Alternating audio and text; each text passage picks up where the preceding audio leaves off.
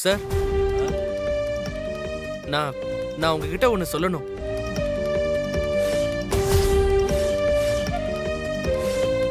சொல்லுப்பா தம்பி. இல்ல சார், எனக்கு எந்த கெட்ட பழக்கமும் இருந்துச்சான்னு கேட்டதுக்கு 2 பேரும் எதுவும் இல்லைன்னு சொன்னாங்க. ஆனா விஜய், நீ சும்மா எதுவும் சொல்ல வேண்டாம். அதான் டிரான்னு சொல்லிட்டாங்கல்ல. சார் சார் சார் சார் இருங்க. அந்த பையன் ஏதோ சொல்ல வரான், சொல்லட்டுமே. அவன் கருத்தை சொல்றதுக்கு அவனுக்கு ரைட்ஸ் இருக்குல்ல. ஏன்பா நீ சொல்லு. இல்ல சார், ஆக்சுவலா எனக்கு ஒரு கெட்ட பழக்கம் இருந்துச்சு. அது போலீஸ் ஸ்டேஷன் வரைக்கும் போயிடுச்சு. ஓ சார், என்ன சார் இது?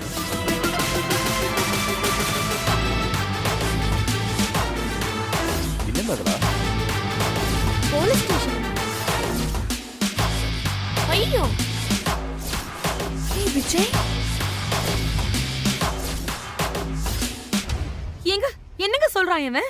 போலீஸ் ஸ்டேஷன் வரைக்கும் போயிருக்கேன்னு சொல்றான். உங்களுக்கு அதுவே தெரியாதா? டேய் விஜய், என்னடா சொல்ற? ஆமா, போலீஸ் ஸ்டேஷன் வரைக்கும் போற மாதிரி ஆயிடுச்சு.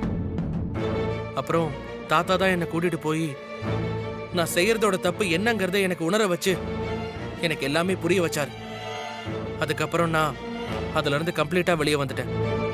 இப்போ எனக்கு எந்த கெட்ட பழக்கமும் இல்லை.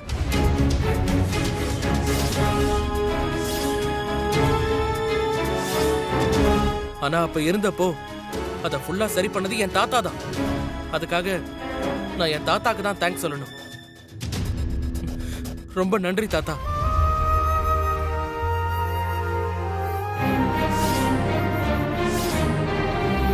பா, உன்னை பத்தி மத்தவங்க மத்தியில தப்பா சொல்லிடக்கூடாதுன்னு தான் உங்க தாத்தாவே அதை மறைச்சிருக்காரு. ஆனா அதையும் தாண்டி நீ உண்மையை சொல்லிட்ட பாத்தியா? கிரேட்ரா. ஹலோ, நீங்க அவனுக்கு அப்பா தானே? பையனுக்கு என்ன நடந்ததுன்னு கூட தெரியாதா? சார், 2 பேர் சேர்ந்து எனக்கே தெரியாம இந்த விஷயத்தை மறைச்சிருக்காங்க சார். அந்த அளவுக்கு நீங்க பையனோட லைஃப்ல இருந்து ஒதுங்கி இருக்கீங்கன்னு இதுக்கு அர்த்தம். ஏங்க, அது எப்படிங்க தான் பெத்த பசங்க என்ன பண்றாங்கன்னு கவனிக்காம கூட இருப்பீங்க? ஆச்சரியமா இருக்க. சார், இந்த ரவுண்டை பொறுத்த வரைக்கும் மிஸ்டர் மார்க் தான் வெற்றியாளர். எஸ், வாழ்த்துக்கள் சார்.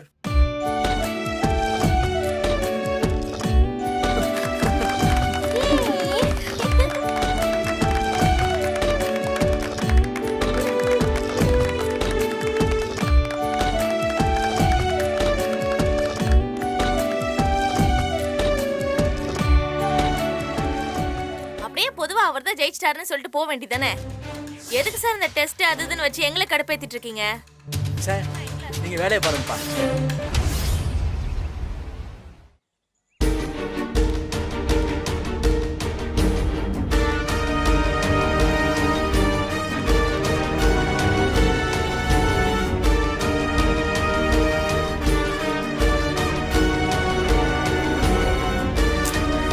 டேய் விஜய், என்னடா தப்பு பண்ண அப்படி? டேய் சொல்றான், அப்படி என்ன தப்பு பண்ண? அதை தெரிஞ்சுக்கிட்டு என்ன பண்ண போறீங்க 2 பேரும்? இப்ப நான் சொல்லலன்னா தெரியாம தானே இருந்திருக்கும். அப்படியே நினைச்சுக்கோங்க. பாத்தீங்களாங்க எப்படி திமிரா பேசுறான்னு? அவன் உன் பையன் தானே, அப்புறம் எப்படி இருப்பான்? இதோ இதான் இந்த பேச்சு தான் எனக்கு கேட்டாலே செம்ம கடுப்பா வருது. அப்புறம் எப்படி உங்ககிட்ட எனக்கு எல்லாத்தையும் ஷேர் பண்ணிக்க தோணும்? உங்களெல்லாம் கடைசி வரைக்கும் திருத்தவே முடியாது.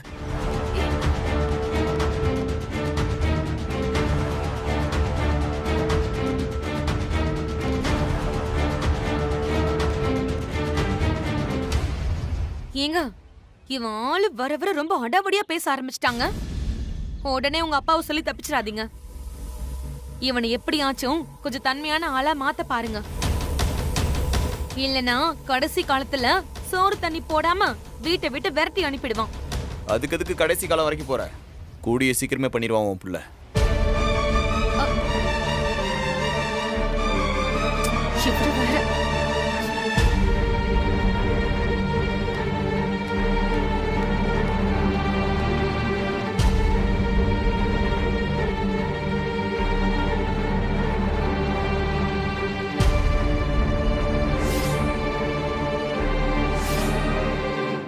இப்போ மிச்சம் இருக்கிறது ஒரே ஒரு ஆளு, காவியா.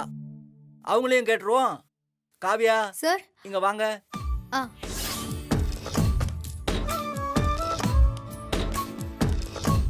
சொல்லுங்க. சொல்லுங்க சார். நீங்க ஆ. மிஸ்டர் மார்கண்டேயன் சாரோட மூத்த பொண்ணு ரேவதியோட மகள் இல்லையா? ம், நீங்க என்ன பண்றீங்க? காலேஜ் முடிச்சிட்டு வேலை தேடிட்டு இருக்கேன் சார். ஓ, என்ன ரேவதி, தங்கராஜ், நீங்க 2 பேரும் இங்க வாங்க. ம் வரோம். சார் நீங்களும் வாங்க. சார், மேடம் வாங்க.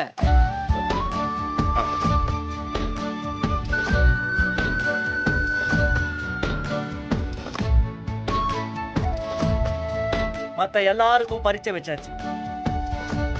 ஆனா காவியா நல்ல வளர்ந்த ஒரு பொண்ணு. அவங்களுக்கு பிடிச்ச ஃபுட்டு, ஆசை என்னன்னு கேட்க போறது இல்ல, குழந்தைத்தனமா கேட்க முடியாது. அதனால என்ன தெரிஞ்சுக்க விரும்புறோம்னா, காவியாவோட ஃபியூச்சர் பத்தி உங்க எல்லாரையும் கேட்கலான்னு இருக்கோம். அதுக்காக சில கேள்விகளை கேட்கணும்.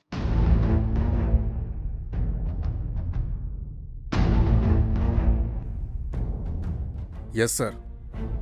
ஏன்னா ஒரு பொண்ணோட வாழ்க்கையில கல்யாணங்கிறது ரொம்ப ரொம்ப பெரிய விஷயம் சார். அது வரைக்கும் வாழ்ந்த மொத்த வாழ்க்கையை விட்டுட்டு புது வீடு, புது கல்ச்சர்னு வேற உலகத்தில் அவங்க போயிடுறாங்க. அப்படி போகிற வாழ்க்கை நல்லபடியாக அமையணும்னு எல்லா பேரண்ட்ஸுக்கும் பயமும் ஆசையும் இருக்கும்.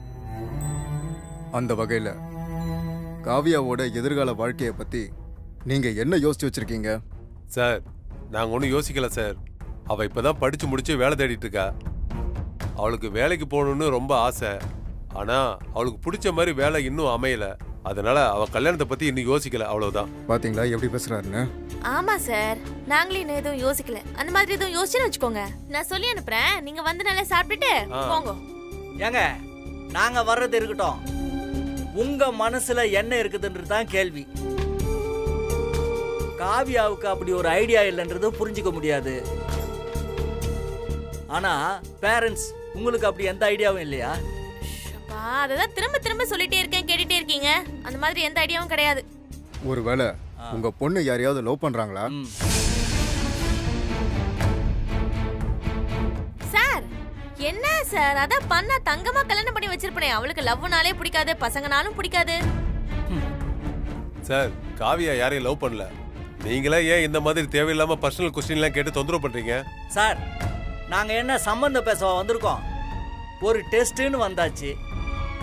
பிள்ளைங்க மேல யாரு பாசமும் அக்கறையும் வச்சிருக்கா, அது பெத்தவங்களா தாத்தா பாட்டியான்றத முடிவு பண்ணதான் நாங்க இங்க வந்திருக்கோம். இதை முடிவு பண்ணதான் சார் நாங்க இவ்வளவு பண்றோம். அப்போ அதுக்கேத்த கேள்வி கேட்டுதானே ஆகணும். அப்போ உங்களை பொறுத்த வரைக்கும் காவியாவுக்கு எந்த நட்பும் இல்லை. ரைட்டு, காவியா கிட்டே கேட்டுருவோம். காவியா, நீ தான் சொல்லணும்.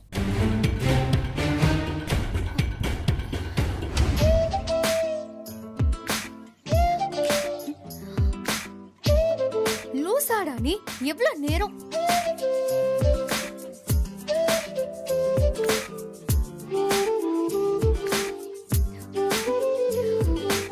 Kavya, I love you.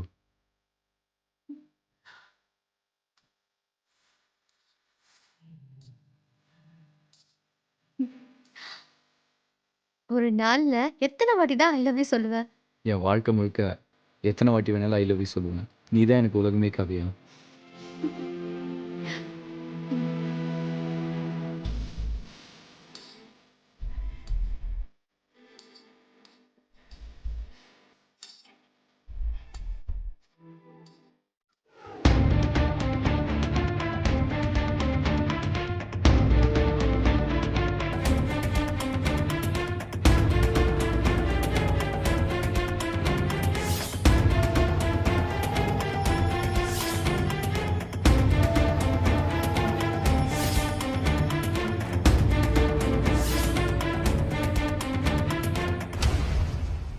என்ன காவியா எந்த பதிலும் சொல்லாம அமைதியா இருக்காங்க? மார்க் சார், இதுக்கு நீங்க என்ன சொல்றீங்க? சார், காவியாவுடைய கல்யாண வாழ்க்கையை பத்தி நீங்க என்ன ஐடியா வச்சிருக்கீங்க? சார் அதுக்கு அவசியமே இல்லை சார். புரியலையே சார். நானோ அவங்களோ காவியாவோட கல்யாண வாழ்க்கையை பற்றி டிசைட் பண்ண வேண்டிய அவசியம் இல்லை. அவ ஏற்கனவே டிசைட் பண்ணிட்டா.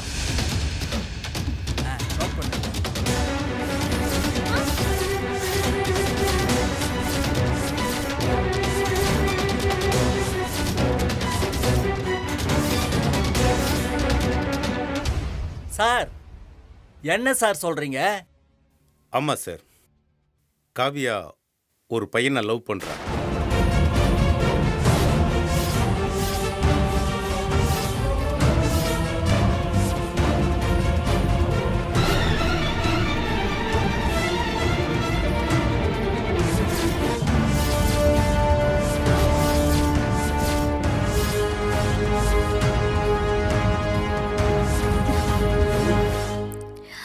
இல்ல அதுக்கு வாய்ப்பே இல்ல. இவரு சும்மா ஏதோ போய் சொல்லிட்டே இருக்காரு. இங்க பாருங்க மாமா, எங்க மேல உங்களுக்கு 1000 கோபம் இருக்கலாம். அதுக்காக என் பொண்ணு கல்யாண விஷயத்துல விளையாடாதீங்க. அவளுக்கு லவ்னாலே பிடிக்காது, பசங்கனாலே பிடிக்காதுன்னு எனக்கு நல்லாவே தெரியும். அது தெரிஞ்சிருந்தோம் ஏன் இந்த மாதிரி அபாண்டமா போய் சொல்றீங்க? நான் சொல்றது அபாண்டமா உண்மையா பொய்யா இது எல்லாத்தையும் நீங்களே காவியா கிட்ட கேட்டு தெரிஞ்சுக்கலாம். காவியா, என்னம்மா இதெல்லாம்? அவர் என்னென்னமோ சொல்றாரு, அதெல்லாம் உண்மையில பொய்ன்னு சொல்லுமா? ஏய் என்ன இது? வாய் திறந்து பேசதா சொல்லு. ஏய் சொல்லுடி.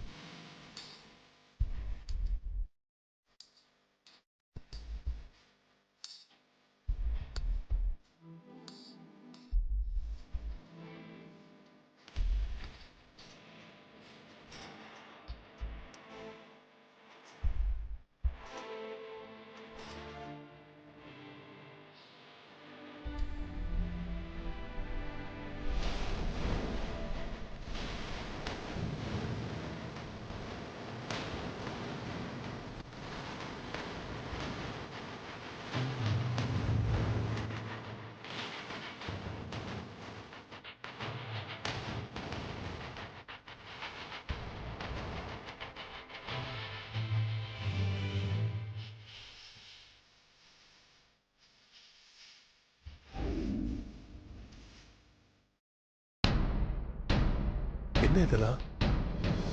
ஐயோ பாருங்க, நீ காவியா நிஜமாவே லவ் பண்றா போல இருக்கே. இல்லனா இந்நேரம் அவ பேசிருக்கணுமே. எந்த பொத்துல எந்த பாம்பு இருக்குன்னு ஒண்ணுமே தெரிய மாட்டேங்குது.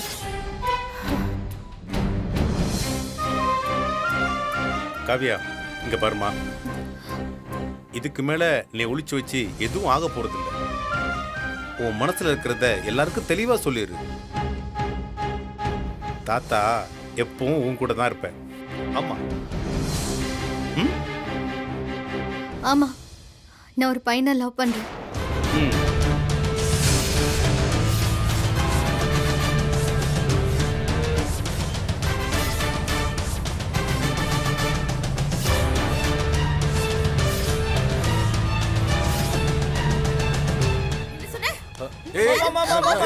என்ன பண்றீங்க?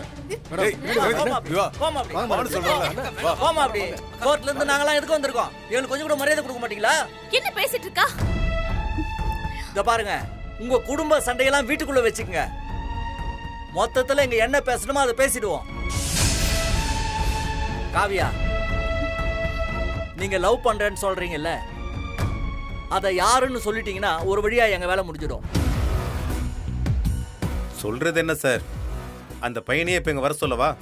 நீங்க வேற லெவல் சார், வர சொல்லுங்க சார். டேய் சூர்யா, ஏய்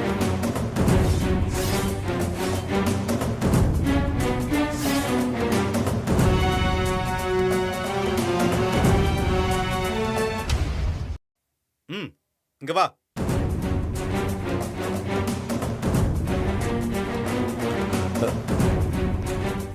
என்ன இதெல்லாம்?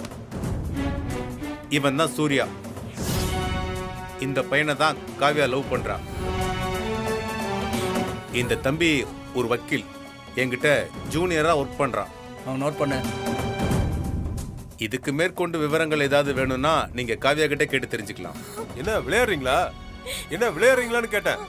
வயசுக்கு வந்த ஒரு பொண்ண இவ்வளவு பேர் முன்ன அசிங்கப்படுத்த பாக்குறீங்களா? ஹலோ சார், நாங்க உண்மை என்னங்கறத வெளியே கொண்டு வந்திருக்கோம். நீங்க என்ன உங்க இஷ்டத்துக்கு பேசுறீங்க? கொஞ்சம் அமைதியா இருங்க சார். இன்னும் காவியா கிட்ட கேட்க வேண்டியது நிறைய இருக்கு. காவியா, நீங்க சொல்லுங்க, இவருக்கும் உங்களுக்கும் எப்படி காதல் வந்துச்சு? ஆக்சுவலா சூர்யாவை இதுக்கு முன்னாடி எனக்கு தெரியும் சார். ஓ, 2 பேருக்கும் ஒருத்தர் பிடிக்கும்னாலும் நாங்கள் லவ்வில் சொன்னதில்லை. ஆனால் அவரு ரொம்ப சின்சியரா இருந்தாரு. ஒரு கட்டத்தில் எனக்கும் அவர் மேலே காதல் வந்துருச்சு. கொஞ்ச நாள் ஜாலியாக லவ் பண்ணோம். ஆனால் ஒரு கட்டத்தில் வாழ்க்கையில் அடுத்த லெவலுக்கு போகணும், நானும் ப்ராக்டிஸ் பண்ணணும்னு நினச்சி சூர்யா பல அட்வொகேட் கிட்ட ஜூனியராக சேர ட்ரை பண்ணான். கடைசியில் என்ன பார்த்த மாதிரியும் இருக்கும், ஜூனியராக ப்ராக்டிஸ் பண்ண மாதிரியும் இருக்கும்னு நினச்சி தாத்தா கிட்ட வந்து சேர்ந்தான். தாத்தாவுக்கு கூட எங்கள் லவ் மேட்டர் ரொம்ப நாள் வரைக்கும் தெரியாது. ரொம்ப ரீசண்டாக தான் அவர்கிட்டயே சொன்னோம்.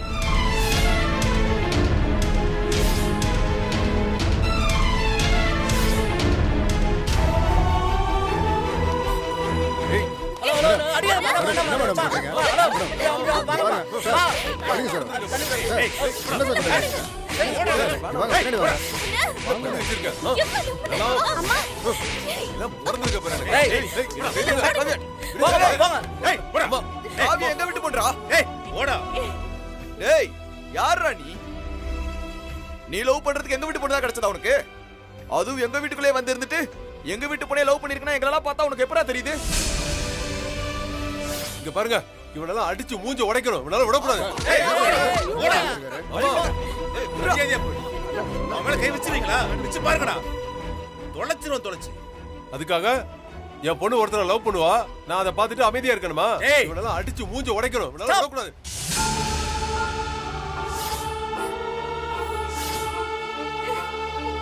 பேசாம ஒண்ணு பண்ணுங்க, நீங்க அடிச்சுக்குங்க. நான் கோர்ட்டுக்கு போய் யாரும் விசாரணைக்கு ஒத்துழைக்கலன்னு ரிப்போர்ட் கொடுத்துறேன். சார், நீங்க எங்க வேணாலும் போய் சொல்லுங்க சார். இது எங்க ஃபேமிலி மேட்டர். இதுல தலையிட உங்களுக்கு எந்த உரிமையும் இல்ல. உரிமை இல்லையா? ஃபேமிலி மேட்டரா? நீங்க 2 பேரும் கோர்ட்டுக்கு வந்திருக்கிறதே ஃபேமிலி மேட்டருக்காக தான். இப்போ இது எங்க குடும்ப பிரச்சனை, இதுல தலையிடாதீங்க சொன்னா என்ன அர்த்தம்? அதுவும் இல்லாம காவியா ஒரு மேஜர். தன்னோட வாழ்க்கை எப்படி இருக்கணும், வாழ்க்கை துணையா யாரை செலக்ட் பண்ணணும், இதெல்லாம் முடிவு பண்ற வயசும் பக்குவமும் அவங்களுக்கு இருக்கு. ஆனா நீங்க அந்த பொண்ணை போட்டு இந்த அடி அடிக்கிறீங்க. இத பாருங்க, நேரா ஜட்ஜி கிட்ட போய் இதை சொன்னேன்னு வச்சுக்கோங்க, உங்க எல்லாரையும் தூக்கி உள்ள போட்டுருவாங்க. பரவாயில்லையா? முதல்ல எதுக்கு வந்திருக்கோமோ அதை பார்ப்போம். நீங்க வீட்டுக்கு போய் மிச்ச விஷயத்தெல்லாம் பேசிக்கோங்க. இவங்க பொண்ணை பத்தி இவங்களுக்கே தெரியல, காவியா விஷயம் மட்டும் தெரியுமா? இது வரைக்கும் நடந்த எல்லா டாஸ்க்லயுமே எந்த பேரண்ட்ஸ் அவங்க பிள்ளைகளை பத்தி தெரிஞ்சுக்கல. சரி, இதை விட்டுருவோம். இப்போ இன்னும் ஒரே ஒரு பரீட்சை தான் இருக்கு. இது வரைக்கும் நடந்த எல்லாமே அவங்க மனநிலை சம்பந்தப்பட்டது. இத பாருங்க, ஒரு குழந்தை வளர்ப்புக்கு மென்டல் ஃபிட்னஸ் எந்த அளவுக்கு முக்கியமோ அதே அளவுக்கு பிசிக்கல் ஃபிட்னஸும் முக்கியம். மார்கண்டையன் சாரும் சீதாவும் பேரம் பேத்திகளை பத்தி நல்லா தெரிஞ்சு வச்சிருக்காங்க. ஆனா அவங்க வயசானவங்க, அவங்களால இந்த பிள்ளைங்களை வச்சு வளர்த்து ஆளாக்க முடியுமா? அதுக்குரிய உடல் வலிவோட இருக்காங்களா? இதை செக் பண்றதுக்கு இப்போ ஒரு பரீட்சை நடத்த போறோம். அதான் கடைசி பரீட்சை. அதோட இந்த பரீட்சை முடியுது. இப்போ நாங்க கொஞ்சம் ரெஸ்ட் எடுத்துக்கிறோம். முடியலடா சாபி, போமா. எங்கிருந்து பார்த்து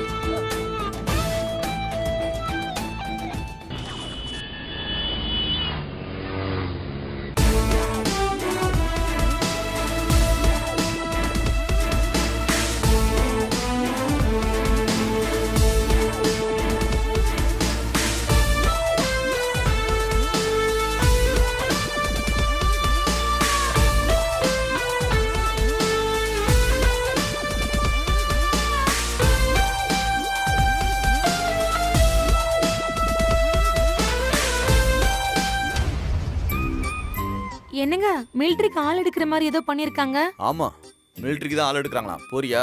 சும்மா என்ன நக்கல் பண்ணாம இதை ஒழுங்கா இழுக்குறீங்களா? சரி அதெல்லாம் விடுங்க. இங்க பாருங்க, இதுல கண்டிப்பா ஜெயிச்சிரணுங்க. ஏய், இதுல எப்படி ஜெயிக்கிறது? என்ன பண்ண போறாங்களோ? ஆனா எப்படி இருந்தாலும் இந்த பரீட்சையில மாமா ஜெயிக்கிறது கஷ்டம். இதுல உடம்புல தெம்பு யாருக்கு அதிகமா இருக்கோ அதை வச்சுதான் முடிவு பண்றாங்க. என்னதான் மாமா மற்ற விஷயத்துல மூளையை வச்சு ஜெயிச்சிருந்தாலும் இதுல ரொம்ப கஷ்டம். அவரோட வயசுக்கு ஒன்றும் பண்ண முடியாது. அப்புறம் எல்லாரும் டயர்டா இருப்பீங்க, நாங்களும் டயர்டா தான் இருக்கோம். எனிவே இந்த கடைசி பரீட்சை நடத்த இதுதான் சரியான நேரம். Okay okay sir. ஆமாம், இங்கே இருக்கிற கம்பியில் மணல் மூட்டையை கட்டி விட்டுருக்கோம். ஒவ்வொன்றும் எப்படி பார்த்தாலும் 50 கிலோ 60 கிலோ இருக்கும். நீங்கள் 5 ஜோடியும் ஆளுக்கு ஒரு கயித்தை பிடிச்சி இழுக்கணும். யார் அதிக நேரம் ஹோல்ட் பண்ணுறீங்களோ அவங்க தான் வின்னர்.